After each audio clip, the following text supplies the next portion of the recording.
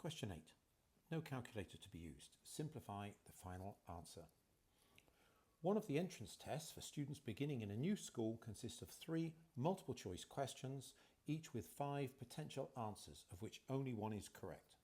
One particular student has no prior knowledge for the subject and they select their 3 answers at random.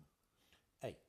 Explain why the chance of the student guessing everything incorrectly is greater than 50%. So we're going to draw a tree diagram for the 3 questions. They get it right, wrong, right, wrong for the second question. What are the probabilities to go on there? So if there are 5 answers, only 1 is right, they only have a 1 in 5 chance of getting it right and a 4 in 5 chance of getting it wrong. That would appear everywhere else. Now we're going to just concentrate on the question which says everything is incorrect. So we are only interested in this path at the bottom. So we will add the 4/5 there. It is pathway number 8. What is the value of number 8? So we're going to have 4/5 times 4/5 times 4/5. 5 times 5 times 5, 125. 4 times 4 times 4, 64. Right, the question was, show this value here is greater than 50%. So let's think about 50%. 50%, which is a half, would be out of 125, it would be 62.5. So as 64 out of 125 is more than 62.5 out of 125, so we have that 64 out of 125 is bigger than 50%. B. Determine the expected value of the number of correct answers obtained by this student.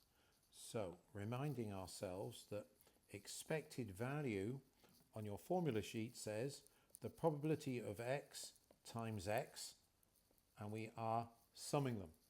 It is the probability of x1 times x1 plus the probability of the second value times the second value plus etc. So for this question, we could have correct, or it could be 0, 1, 2, or 3 questions. What's the probability for each of those? We have just worked out that the probability of getting none right is 64 out of 125. We could now go to the other extreme. What's the probability of getting all of them right? That would be on the tree diagram all the way up to the top. So that would be 1/5 times 1/5 times 1/5, 5 times 5 times 5, 125, 1 out of 125. 1 out of 125. What about getting 2 right and 1 wrong?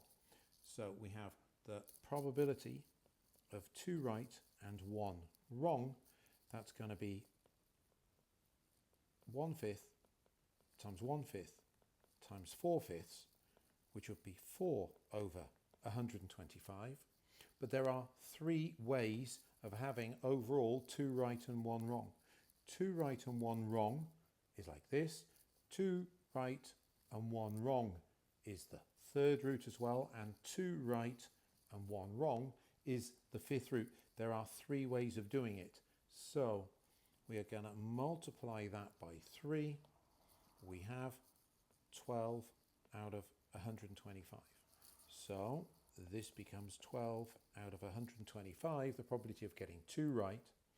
Now we know that these 4 probabilities have to add up to 1, so we can work out the remaining one. 64 out of 125 plus the unknown plus 12 out of 125 plus 1 out of 125 has to be 1. that is 77 out of 125 plus the missing one, that is 48 out of 125. So we can now write in 48 out of 125.